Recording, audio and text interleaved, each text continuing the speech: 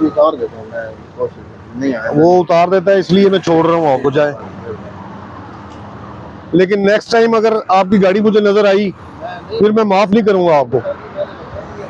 10 दिन से लिया मैंने।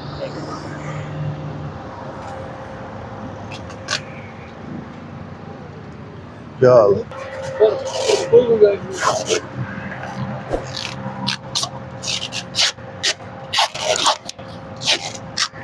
गुंजाइश आप 4900 रुपया दे दे, 100 रुपया मैं पल्ले से डाल देता हूँ। और बताएं, मेरी जितनी कैपेसिटी है मैं तो उतना ही बता सकता हूँ। इतना लैंडलॉर्ड तो मैं भी नहीं कि अपनी जेब से आपके पैसे दे दूँ। 84,000 रुपये है भाईजान, मैं भी मजदूर ही है, मैं कड़ा बोल बादशाह लगा है थे।